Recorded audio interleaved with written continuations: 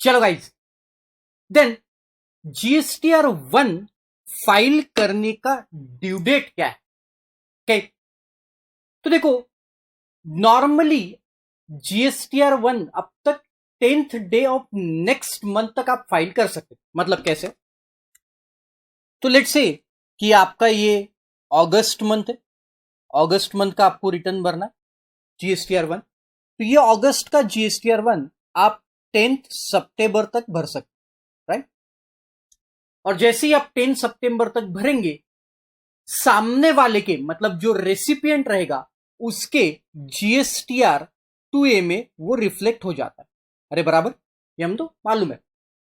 अब इसका ये 10th डे को बढ़ा के एक दिन उन्होंने बढ़ा दिया और इसको कर दिया 11th डे। मतलब आप अब जीएसटीआर 1 नेक्स्ट मंथ के सक्सीडिंग मंथ के 11th डे तक भर सकते। ओके, तो देखो पहले वहां पे वही पॉइंट दिया, GSTR 1 is required to be filed on monthly basis. ये आपको मंथली फाइल करना है। GSTR 1 for the particular month is required to be filed on or before the 10th day of immediately succeeding the month. However, with effect from 1st of January 21, 1st of January 21 से क्या किया? The commissioner has extended the said due date from 10th day to 11th day of the immediately succeeding month via notification 83/2020. अब उन्होंने क्या किया कि इसको एक दिन से डेट को बढ़ा दिया। मतलब आप 11वें दिन तक, सक्सीडिंग मंथ के 11th डे तक जीएसटीआर 1 को फाइल कर सकते। अरे इतनी बात समझ में आई? चल आगे बढ़। अब गवर्नमेंट ने क्या किया, एक और अच्छी फैसिलिटी आपको करके दी। प्रैक्टिकल लाइफ में गाइस अगर देखा जाए, बहुत लोग परेशान थे कि ये मंथली रिटर्न फाइल करना पड़ता था। तो there were 2 returns in GST, आज भी है, जीएसटीआर 1 जो फाइल करना पड़ता है एंड जीएसटीआर 3B, राइट? पहले गवर्नमेंट ने जीएसटीआर 1 के लिए एक क्वार्टरली ऑप्शन लाया था, क्वार्टरली, लेकिन जीएसटीआर 3B तो मंथली ही फाइल करना था। जीएसटीआर 3B के लिए ऐसा कोई ऑप्शन नहीं था, ये तो मंथली ही फाइल करना। अब गवर्नमेंट ने क्या किया, एक नई स्कीम लॉन्च की जिसका नाम है QRMP स्कीम, QRMP। देखेंगे अब इसका लॉन्ग फॉर्म है guys, quarterly return monthly payment. बड़े नलायक है गवर्नमेंट, है ना? रिटर्न क्वार्टरली भरो बट हमें पेमेंट तो मंथली ही चाहिए। क्योंकि अगर हम पेमेंट, क्योंकि देखो जीएसटीआर 3B के थ्रू आप पेमेंट करते हो, 1 के थ्रू आप सेल्स का डेटा देते हो, राइट? बट जीएसटीआर 3B में आप पेमेंट करते हो। तो अगर 3B को भी क्वार्टरली कर डालेंगे, जरा सोचो, 3B को भी क्वार्टरली कर डालेंगे तो गड़बड़ हो जाएगी ना, गवर्नमेंट को पैसा क्वार्टरली मिलना शुरू हो जाएगा।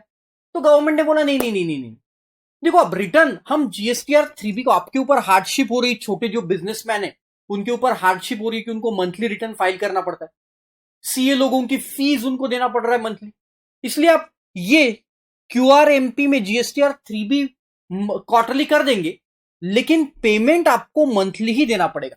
Quarterly return, monthly payment, payment तो मंथली करना पड़ेगा, रिटर्न भले ही आप क्वार्टरली भरो, ऐसा गवर्नमेंट ने बोल दिया। ओके चल, समझ में आ गया। अब यहां पे कुछ प्रॉब्लम्स होने लगे, फिर बड़े मजेदार और इंटरेस्टिंग प्रैक्टिकल लाइफ के साथ जुड़े हुए प्रॉब्लम थे। आप अगर समझेंगे तो आपको ध्यान में आएगा। देखो अब क्या होगा कि आपका जीएसटीआर 1 भी क्वार्टरली जाएगा, जीएसटीआर 1। अच्छा, ये उन लोगों के लिए है जिनका टर्नओवर 5 करोड़ रुपए से कम है। अगर आपका टर्नओवर 5 करोड़ से ऊपर है तो आपको क्वार्टरली ऑप्शन ही नहीं, ना जीएसटीआर 3B का ना 1 का।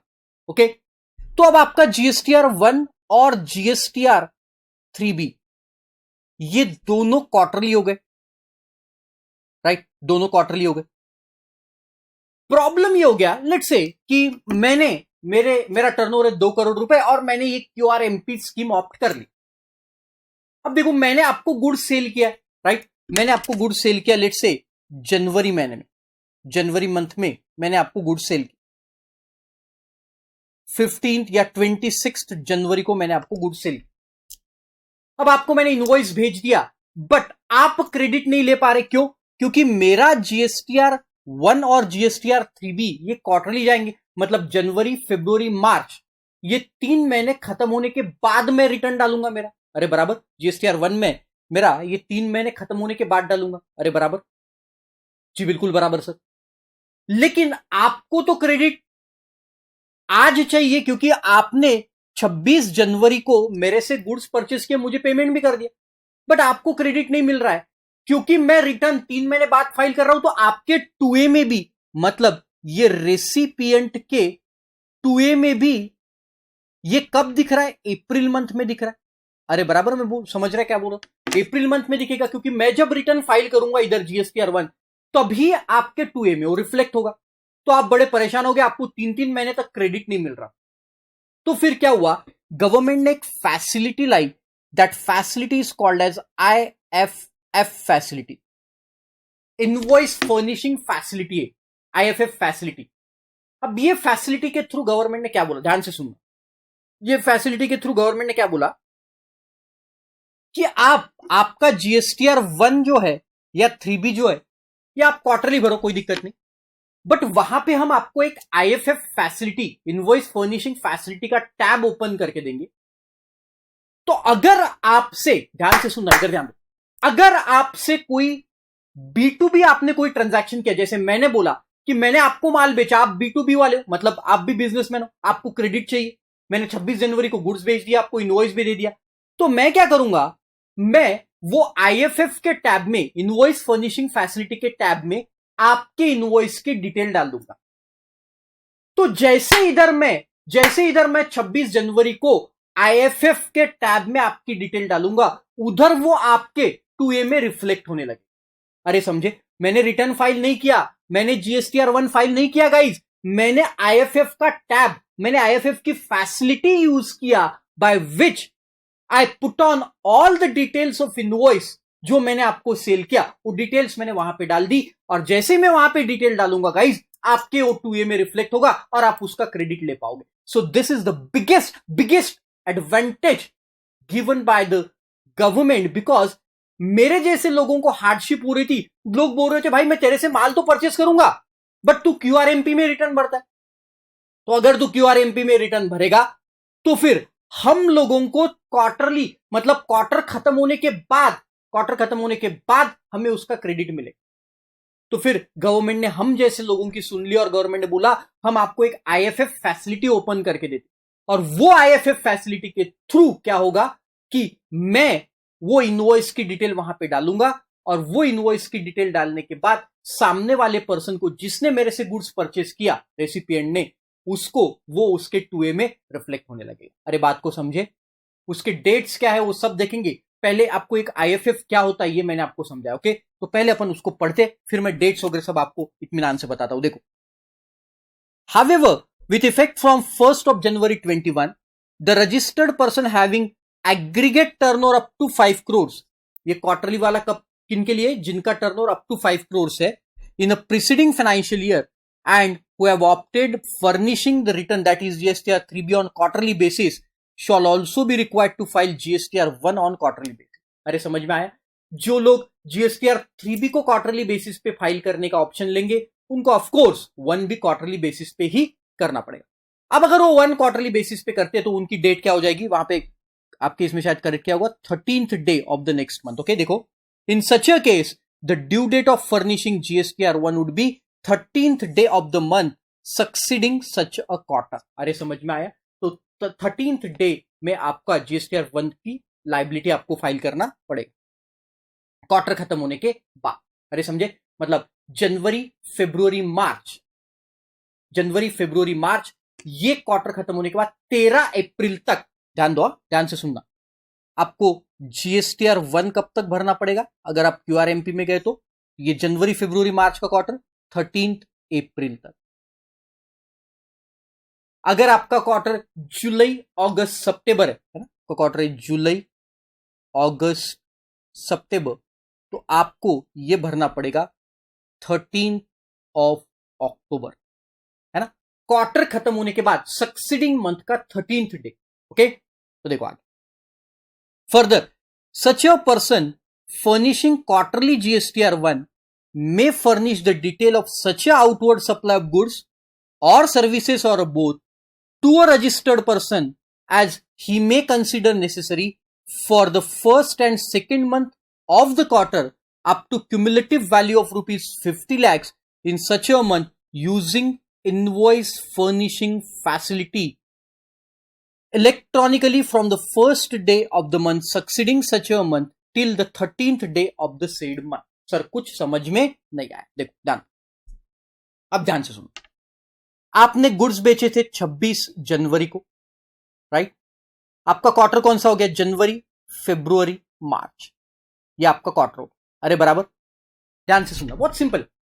अब आपका GSTR1, ये क्वार्टर का GSTR1 जाने वाला है। बोलो GSTR1 कब जाने वाला है बताओ? 13 अप्रैल को जाने वाला।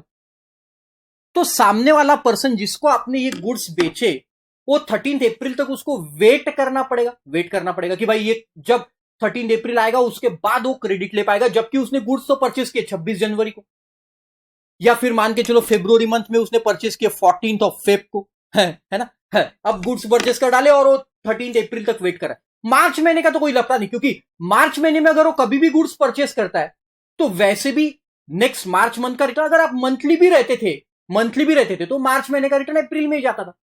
इसलिए उन्होंने मार्च के बारे में कुछ नहीं बोला, उन्होंने कौन से बारे में बोला? ये क्वार्टर के पहले 2 मंथ्स के बारे में। तो अगर आप क्वार्टरली रिटर्न में जाते हो तो ये क्वार्टर के पहले 2 महीने में अगर कोई गुड्स बेचे हैं तो फिर आप उसको IFF फैसिलिटी में डालो, ऐसा उनका कहना। IFF में अगर आप उसको IFF, जैसे 26 जनवरी वाले को IFF में डाला, 26 जनवरी को जो माल बेचा, तो सामने वाले पर्सन को वो उस मंथ में दिख जाएगा। जैसे देखो, जनवरी मंथ जो है, 26 जनवरी को आपने जो गुड्स बेचे थे, वो आप क्या करो, 13 फेब तक IFF में डाल दो, IFF फैसिलिटी में डाल दो। या आपने 14 फेब को माल बेचा तो आप उसको 13 मार्च तक IFF फैसिलिटी में डाल दो। अगर आपने इसको 13 फेब तक डाला, है ना, देखो 26 जनवरी का माल बेचा, अगर आपने उसको 13 फेब तक IFF में डाला तो सामने वाला पर्सन, रेसिपिएंट, फेब में उसका क्रेडिट ले लेगा as if it is monthly. क्योंकि अगर ये मंथली भी रहता था, देखो 26 जनवरी वाला मंथली रहता था, तो क्या करता था, सामने वाला पर्सन फरवरी मंथ में उसका क्रेडिट ले पाता था। अरे बराबर, तो अभी भी वो फेब मंथ में क्रेडिट ले पा रहा। अगर आपने गुड्स उसको 14 फरवरी को बेचे, अगर आप मंथली होते तो मार्च में वो क्रेडिट ले पाता था। तो अभी आप क्या करो, 13 मार्च तक IFF में डाल दो, वो मार्च में क्रेडिट ले पाएगा। उसका जब मार्च का रिटर्न भरेगा तो उसमें क्रेडिट ले पाएगा। और मार्च मंथ तक तो कोई लफड़ा ही नहीं, क्योंकि मार्च मंथ का वैसे भी ये रिटर्न अप्रैल में जाने वाला है। अगर मंथली रहता था तो भी अप्रैल में जाता था, अभी भी अप्रैल में जा रहा है, तो वो अप्रैल में क्रेडिट ले ही पाए। तो प्रॉब्लम ये पहले 2 मंथ का था जो उन्होंने IFF के थ्रू सॉल्व किया। लेकिन उसमें भी एक रेस्ट्रिक्शन डाला, छोटा सा रेस्ट्रिक्शन डाला, और उन्होंने बोला कि ये IFF के थ्रू आप जो गुड्स को दिखाने वाले हो, सामने वाले रेसिपिएंट के लिए जो आप गुड्स को दिखाने वाले हो, उसकी वैल्यू मैक्सिमम 50 लाख तक होनी चाहिए। मतलब आपने आपके गुड्स, देखो वैसे तो आपका क्वार्टरली में कब जा सकते हो, अगर आपका टर्नओवर जो है वो 5 करोड़ से नीचे, तो ही आप क्वार्टरली QRMP में जा सकते हो, QRMP स्कीम में। अब गवर्नमेंट ने क्या बोल दिया कि आप जो ये IFF फैसिलिटी यूज करेंगे ना, ये मैक्सिमम आप 50 लाख के इनवॉइस के लिए यूज कर सकते। अरे सिंपल सी बात है ना भाई, आप छोटे लोग हो, नॉर्मली आप B2C का सप्लाई करने वाले लोग हो, इसीलिए तो QRMP लिया हो। नॉर्मली B2C वाले हो आप, और B2C वालों के लिए IFF यूज करने की जरूरत ही नहीं है। क्यों नहीं है? क्योंकि वो लोग क्रेडिट ही नहीं लेते ना। अरे B2C वाले एंड कंज्यूमर क्या क्रेडिट ले पाता है? नहीं, तो उनको IFF में डालने की आपको जरूरत ही नहीं है। IFF में सिर्फ वही लोग जाएंगे अगर आपने B2B का सप्लाई किया। तो B2B का सप्लाई आप मिनिमम लोगों को करेंगे, ऐसा गवर्नमेंट का कहना है, क्योंकि आप वैसे ही अगर क्वार्टरली में जा रहे हो तो आप नॉर्मली एंड कंज्यूमर को गुड्स बेच, लेकिन फिर भी अगर आप B2B वालों को बेच रहे हो तो 50 लाख तक की इनवॉइस आप इसमें डाल सकते हो, IFF फैसिलिटी में डाल सकते हो। अब पढ़ो, अब आपके समझ में आएगा। देखो क्या बोलता है, further such a person furnishing quarterly GSTR1 may furnish the details of such a outward supply of goods or services or of both to a registered person as the case may be considered necessary for first and second month of the quarter up to cumulative value of rupees 50 lakhs in each of the month using the invoice furnishing facility electronically from the first day of the month till the 13th day of the succeeding. तो 26 जनवरी का cell था आपका, तो 1 फरवरी से लेके तो 13 फरवरी तक कभी भी आप दिखा दो तो सामने वाला आईएफएफ में आप कभी भी दिखा दो तो सामने वाला उसका क्रेडिट फरवरी मंथ में ले पाए. 14 फरवरी को बेचा, 1 मार्च से 13 मार्च तक कभी भी दिखा दो सामने वाला पर्सन 13 मार्च के बाद क्रेडिट ले लेगा, मार्च महीने में क्रेडिट ले लेगा. अरे समझे. Further the details of outward supply furnish in IFF for the first and second month of the quarter shall not be furnished in GSTR one of the said quarter. ध्यान दो भाई, अब आपका पूरा क्वार्टर खत्म हो गया, पूरा क्वार्टर खत्म हो गया. आपने ये 26 जनवरी और 14 फरवरी का बिल ये ऑलरेडी आईएफएफ में दिखा दिया. अब इसको वापस जीएसटीआर1 में दिखाएंगे क्या? ऐसा होगा क्या? नहीं. अरे डबल डबल हो जाएगा ना. आईएफएफ में भी डालोगे, जीएसटीआर1 में भी डालेंगे, दो बार डालेंगे. ऐसा कैसे होगा भाई? तो अगर आपने ऑलरेडी उसको आईएफएफ में डाल दिया है तो अब उसको जीएसटीआर1 में मत डालना, अदरवाइज डबल लायबिलिटी डिक्लेयर करोगे. आईएफएफ में भी लायबिलिटी डिक्लेयर कर दिया आपने कि भाई मैंने इतना सेल किया, और जीएसटीआर1 में भी लायबिलिटी डिक्लेयर करोगे, दो बार लायबिलिटी डिक्लेयर हो जाएगी, गड़बड़ हो जाएगा. ऐसे मत करना. अरे समझे. तो ये है आईएफएफ का मैजिक. सामने ये क्यों लाया गया आपको समझा, इसका रीजन समझा क्या है कि अगर मैं कोई B2B सप्लाई कर रहा हूं तो सामने वाले को सीधा क्वार्टर के बाद क्रेडिट मिलता था, तो ये गड़बड़ हो रही थी. क्वार्टर के बाद अगर क्रेडिट मिलेगा तो फिर सामने वाला पर्सन आपसे परचेस नहीं करेगा, बोलेगा भाई 3 महीने बाद मुझे क्रेडिट मिल रहा, आईटीसी मिल रहा, पैसे तो मैं आज दे रहा हूं. तो इसलिए गवर्नमेंट ने आईएफएफ फैसिलिटी और बराबर. तो अगर मंथली, ध्यान दो, अगर मंथली स्कीम है, ध्यान दो मंथली है, तो जीएसटीआर1 की जो ड्यू डेट है, ड्यू डेट वो है guys 11th of the next month. अरे बराबर. और अगर ये क्यूआरएमपी में है, क्यूआरएमपी में, तो जीएसटीआर1 की जो ड्यू डेट है वो है 13th day of succeeding month after quarter ending. Quarter खत्म होने के बाद, ये लिख लो, आपको लिखना है तो क्वार्टर खत्म होने के बाद 13 डे क्यूआरएमपी में. अच्छा, जीएसटीआर 3B की क्या डेट है वो अपन देखेंगे. मंथली में तो आपको मालूम है 20 तारीख. अब अगर ये क्यूआरएमपी में है तो जीएसटीआर 3B की डेट है, क्या डेट है वो बाद में देखेंगे. पहले अभी इतना ध्यान दो. क्यूआरएमपी में 1 की डेट क्या होगी? 13. अरे समझे. सिंपल. 15 मिनट का लेक्चर, एक बार फटाफट आप देख लो. आगे देखो. A taxpayer cannot file GSTR1 before the end of the current tax period, of course. लेकिन कुछ exceptions है. However, the following exceptions to this rule. अगर कोई कैजुअल टैक्सेबल पर्सन है, उसका बिजनेस बंद कर रहा है, तो वो फिर पहले क्लोजर ऑफ बिजनेस के टाइम पे, after closure of business GSTR one file कर सकता है. या कोई कैंसिल कर रहा है GSTR number of a normal tax payer, तो वो भी जीएसटीआर1 भर सकता है if he cancels number. A taxpayer who has applied for cancellation of registration will be allowed to file GSTR1 after confirming the receipt of application. Officer को application करना पड़ेगा कि भाई मैं नंबर कैंसिल कर रहा हूं, मुझे अलाउ करे इमीडिएट जीएसटीआर1 भरने की. जैसे 26 जनवरी को मैंने माल बेचा और मुझे इमीडिएट कैंसिल करवाना है, तो एप्लीकेशन करो 26 जनवरी का 28 जनवरी को जीएसटीआर1 भरो और खत्म करो. लेकिन नॉर्मल केस में तो वो अगर मंथली है तो 11th ऑफ फरवरी को जाएगा, और क्यूआरएमपी में है तो फिर 13th ऑफ अप्रैल को जाएगा. अरे बराबर. Then next, bar on filing of GSTR one और यूजिंग आईएफएफ. बार, अरे वो बार नहीं रे नालायक लोग, वो बार नहीं. हाँ, बार मतलब रेस्ट्रिक्शन. किन लोगों पे रेस्ट्रिक्शन डाला है कि आप आईएफएफ फैसिलिटी यूज नहीं कर पाएंगे या फिर जीएसटीआर1 फाइल नहीं कर पाएंगे. अगर आप आईएफएफ फैसिलिटी यूज नहीं कर पाएंगे या जीएसटीआर1 फाइल नहीं करेंगे तो सामने वाले को क्रेडिट नहीं मिलेगा, तो उसको क्रेडिट नहीं मिलेगा तो आपसे गुड्स परचेस नहीं करेगा. तो आप पे क्यों रेस्ट्रिक्शन लगाया, वो भी तो सवाल है ना.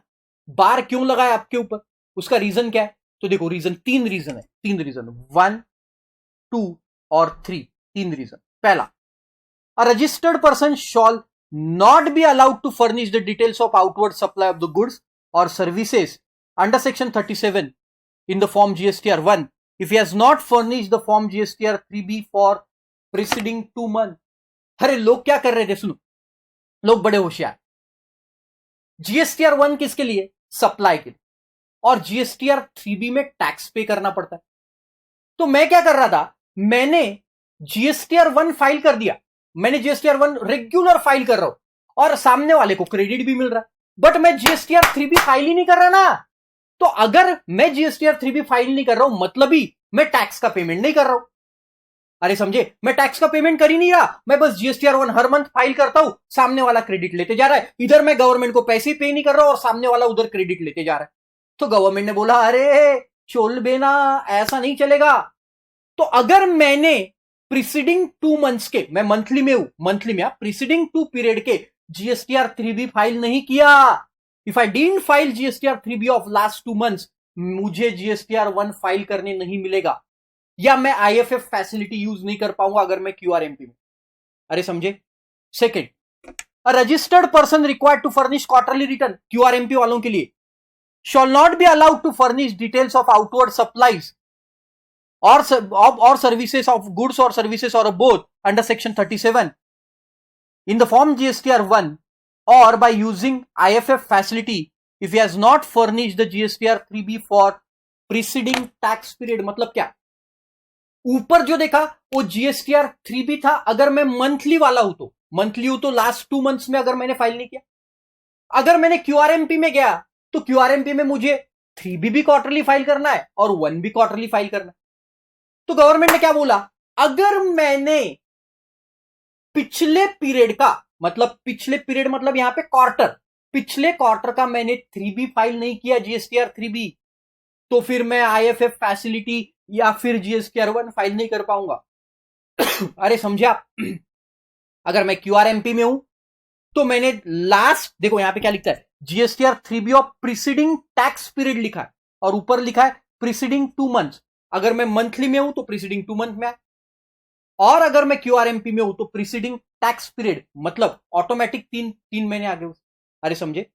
तो अगर मैंने 3B फाइल नहीं किया तो मुझे IFF या 1 फाइल करने नहीं मिलेगा, thereby I can not pass on the credit. And last one, a registered person who is restricted from using the amount available in electronic credit ledger to discharge a liability towards the tax in excess of 99% of such a tax liability under Rule 86B shall not be allowed to furnish the outward taxable supply of goods or services or both under section 37 in the form GSTR 1 or using IFF facility if he has not furnished the tax return for the GSTR 3B for preceding tax period। मतलब क्या guys, हमने देखा था rule 86B, अगर मुझे 86B applicable है, मतलब मैं 99% ही इलेक्ट्रॉनिक क्रेडिट लेजर से पेमेंट करता हूं, 1% मुझे कैश लेजर से पेमेंट करना पड़ता है। ऐसे केस में अगर मैं उसमें फंस रहा हूं 86B में, और मैंने मेरा GSTR 3B फाइल नहीं किया, तो 3 लोग, अगर मंथली पेमेंट है और मैंने GSTR 3B प्रीसीडिंग 2 मंथ्स का फाइल नहीं किया, QRMP में हूं और मैंने लास्ट टैक्स पीरियड का, मतलब ही लास्ट 3 मंथ्स का हो गया, मैंने GSTR 3B फाइल नहीं किया, एंड अगर मैं रूल 86B में फंस रहा हूं और मैंने मेरा GSTR 3B फाइल नहीं किया, तो मैं ना ही IFF यूज कर पाऊंगा ना ही GSTR 1 फाइल करूंगा, thereby I can not pass on the credit to the recipient. ये रोक लगा दिया, बार लगा दिया, रेस्ट्रिक्शन लगा दिया गवर्नमेंट ने कि आपको अगर सामने वाले को क्रेडिट पास ऑन करना है तो GSTR 3B तो बराबर फाइल करना ही पड़ेगा। अरे समझे। तो IFF फैसिलिटी क्या दी गाइस, मैंने आपको ब्रीफ में बताया। IFF फैसिलिटी होती गाइस कि अगर मैंने QRMP में ऑप्ट कर लिया, क्योंकि अब GSTR 3B भी QRMP में आ गया, 1 भी QRMP में, क्वार्टरली रिटर्न आ गए, लेकिन पेमेंट मंथली चाहिए। पेमेंट कैसे मंथली हो देखेंगे अपन, आगे देखेंगे। तो मैंने 1 और 3B दोनों क्वार्टरली ले लिया, तो सामने वाले को प्रॉब्लम जा रहा है ना भाई, वो क्रेडिट नहीं ले पा रहा है जब तक क्वार्टर खत्म नहीं होता। तो गवर्नमेंट ने बोला अच्छा कोई बात नहीं, हम आपको एक फैसिलिटी देते, IFF फैसिलिटी, जिसमें आप उसके इनवॉइस की डिटेल डालो। जैसे जनवरी का इनवॉइस है, आप 1 फरवरी से 13 फरवरी उसके इनवॉइस की डिटेल डालो, इसके बीच में उसको क्रेडिट फरवरी मंथ में मिल जाए। सर हमने क्या किया, 26 जनवरी का इनवॉइस आपने बोला 1 से 13 फरवरी के बीच में डालो, हमने नहीं डाला, 14 फरवरी को डाला। अगर वो डिटेल हमने 14 फरवरी को डाला तो क्या होगा, तो उसको फरवरी महीने में क्रेडिट नहीं मिलेगा, वो ऐसा माना जाएगा कि उसने 14 फेब मतलब 14 फरवरी के दिन डाला है, मतलब ही फेब मंथ में डाला है, तो उसको क्रेडिट मिलेगा मार्च। तो 1 से 13 दिन के सक्सीडिंग मंथ में 1 से 13 दिन तक डालते हो तो उसी मंथ में क्रेडिट मिलेगा, अदरवाइज वो क्रेडिट फिर अगले मंथ में शिफ्ट हो जाए। अगर आपने 20 फरवरी को डाला तो मार्च महीने में मिलेगा, अगर 22 फरवरी को डाला तो भी मार्च महीने में मिलेगा। अरे समझे, तो आप 13 फेब तक नेक्स्ट मंथ के 13 दिन तक डालोगे, 13 डे तक डालोगे, तो ही आपको नेक्स्ट मंथ के रिटर्न में उसका क्रेडिट, सामने वाले के बंदे को क्रेडिट मिल पाए। ओके।